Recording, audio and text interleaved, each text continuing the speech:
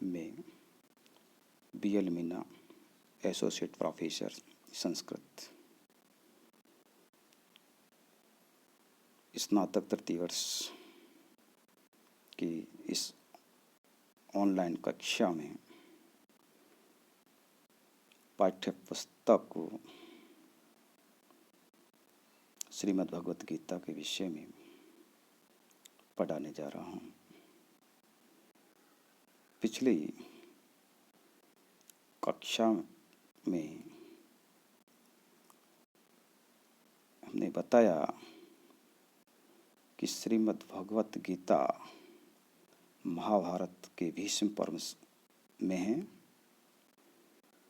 इसलिए महाभारत का सामान्य परिचय करना आवश्यक है। और पिछली कक्षा के अंतर्गत यह बताया कि महाभारत जो वर्तमान जो स्वरूप में आज हमें उपलब्ध होता है, वह जय,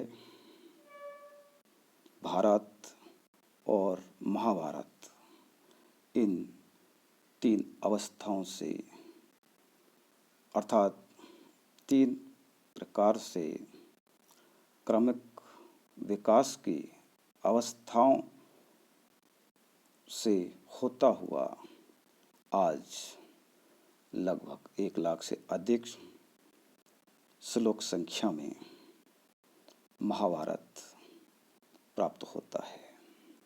उसकी जो कथा वस्तु को पर्वों में विभाजित किया गया, पर्व 18 हैं जिनका पिछली कक्षा के अंतर्गत विस्तार से वर्णन किया गया। आज हम उसी जो क्रम को आगे बढ़ाते हुए ये बताते हैं कि महाभारत में चंद्रवंश से कुरुवंश, महाभारत में चंद्रवंश से कुरुवंश तक की उत्पत्ति का विस्तार से वर्णन है। पुराणों के जो अनुसार ब्रह्मा जी के पुत्र अत्रि हुए, अत्रि के चंद्रमा, चंद्रमा के बुध और बुध के ईलानंदन पुरूरवा, पुरूरवा के आयु, आयु का नुहुस और नुहुस का ययाति, ययाति का पुरु, और पुरु वंश में भरत उत्पन्न हुए थे, जिनके नाम से आज भी हमारे देश का जो नामकरण भारत माना जाता है। उस भरत के जो कुल में कुरु और कुरु के वंश में शांतनु का जन्म हुआ। शांतनु से गंगापुत्र भीष्म और सत्यवती से चित्रांगद और विचित्रवीर पुत्र प्राप्त हुए। भीष्म ने अविवाहित रहकर विचित्रवीर के राज्य की पालना करने की जो प्रतिज्ञा की थी, जिसे भीष्म प्रतिज्ञा के रूप में जाना जाता है। चित्रांगद को बाल्यावस्था में ही चित्रांगद नामक एक गंधर्व ने मार दिया। ऐसी स्थिति में इस वंश को गति देने वाला उत्तराधिकारी राजा विचित्रवीर एकमात्र रह गया। लेकिन विचित्रवीर अधिक समय तक राज्य नहीं कर सका। एक बार भीष्म युद्ध करते हुए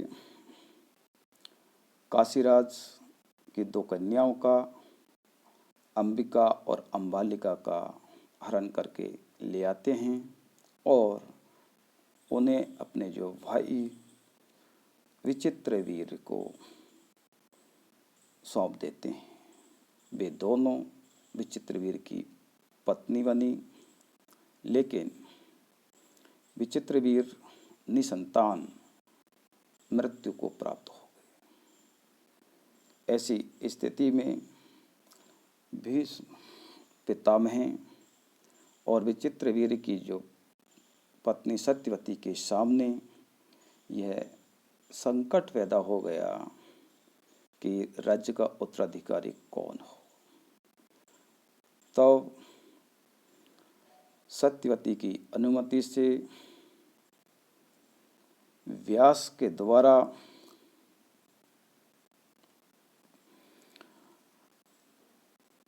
काशीराज की प्रथम पुत्री अंबिका के गर्भ से धृतराष्ट्र और काशीराज की दूसरी पुत्री अंबालिका के गर्भ से पांडु उत्पन्न हुए। ऐसा नियोग प्रथा के तहत हुआ। इस प्रकार का जो दृष्टांत महाभारत में प्राप्त होता है।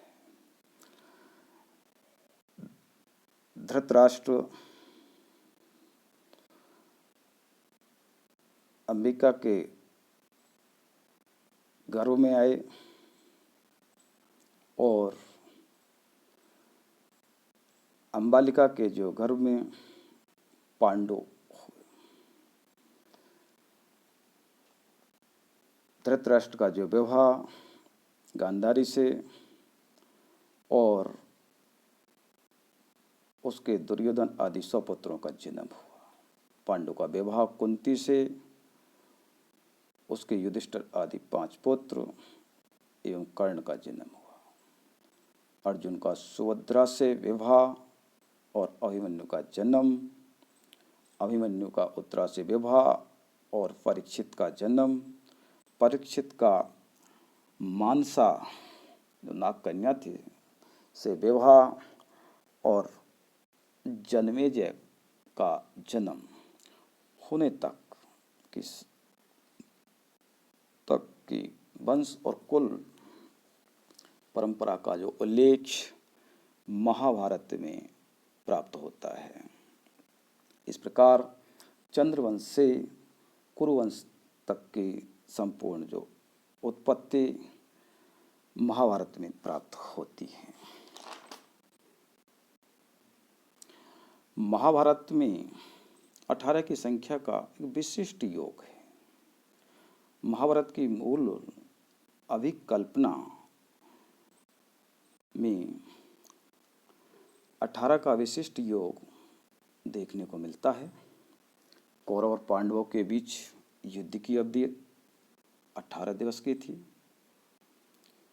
युद्ध के जो मुख्य जो पात्र 18 थे, जैसे कृष्ण, भीष्म, धृतराष्ट्र, विदुर, गांधारी, कुंती, शकुनी, द्रोण, कर्ण, युधिष्ठिर, भीष्म, अर्जुन, दुर्योधन, दुशासन, द्रौपदी, अश्वत्थामा, अभिमन्यु, शल्य आदि। इनके इर्द गिर्द ही संपूर्ण कथा वस्तु चलती है। दोनों पक्षों की सेनाओं का संख्या बल 18 अक्षोहिणी था। महाभारत का विभाजन 18 पर्वों में किया गया है। महाभारत का जो भीष्म जो पर्व में श्रीमद् भगवत गीता जो वेदों का सार एक दार्शनिक ग्रंथ है, वह 18 अध्यायों में वर्णित है। इस प्रकार 18 का एक विशिष्ट योग महाभारत में देखने को मिलता है। महाभारत की जो लोकप्रियता, महाभारत एक धार्मिक दार्शनिक ग्रंथ के रूप में, एक उपजीव्य काव्य के रूप में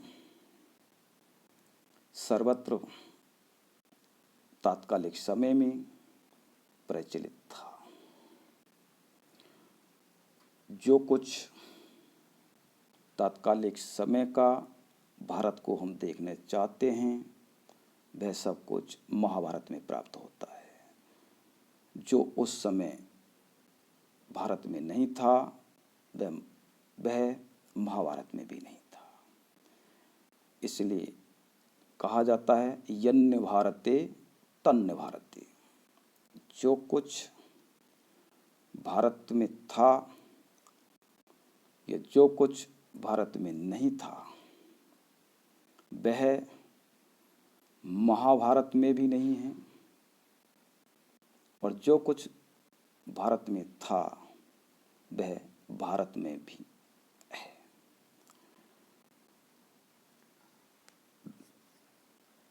धर्म, अर्थ, काम, मोक्ष के जो विषय में ऐसा कहा गया है कि जो कुछ पुरुषार्थ चतुष्ट के जो विषय में हम लोग जानते हैं, पढ़ते हैं, समझते हैं वह सब कुछ महाभारत में यद अस्ति तदन्यत्र, यानी जो कुछ इस महाभारत में है तद अन्यत्र, वही सब जगह प्राप्त होता है। यन्यास्ति न तद क्वचित, और जो कुछ इसमें नहीं है वह अन्यत्र भी प्राप्त नहीं होता। इसलिए यह जो उक्ति आज भी प्रचलित है, धर्मे चार्थे चौकामे चौमोक्षे चौभरतर्षभ, यानी धर्म, अर्थ और काम और मोक्ष के विषय में जो भी कुछ हम पुरुषार्थ चतुष्ट के विषय में जानना चाहते हैं वह सब कुछ महाभारत पर ही आधारित है। इसकी जो लोकप्रियता इस प्रकार संपूर्ण भारत में तात्कालिक समय में थी और उपजीव काव्य के रूप में आज भी यह उतना ही प्रचलित है। इसके जो अलावा अन्य देशों के अंतर्गत इसकी जो लोकप्रियता को देख सकते हैं, विशेषतः इंडोनेशिया, नेपाल, श्रीलंका, जावा द्वीप, थाईलैंड, तिब्बत, बर्मा आदि देशों में इसकी जो लोकप्रियता बहुत अधिक रही। आज भी हम दार्शनिक ग्रंथ के जो रूप में श्रीमद् भगवत गीता की लोकप्रियता को संपूर्ण विषय में देख सकते हैं। इसका अनुमान इससे ही लगाया जा सकता है कि विश्व की संपूर्ण प्रमुख भाषाओं में इस ग्रंथ की टीका मिल जाएगी। इस प्रकार से महाभारत की जो लोकप्रियता संपूर्ण विश्व में आज हम देख सकते हैं। महाभारत के भीष्म जो पर्व में श्रीमद् भगवत गीता का उल्लेख मिलता है। गीता 18 अध्याय और 700 श्लोकों में विभक्त है। यह प्रश्नोत्तर और संवाद शैली में इसका विस्तार हुआ है। इसके जो विषय में अगली जो कक्षा के अंतर्गत हम पढ़ेंगे और तृतीय वर्ष की जो पाठ्य पुस्तक में इसका जोड़ा गया है। धन्यवाद।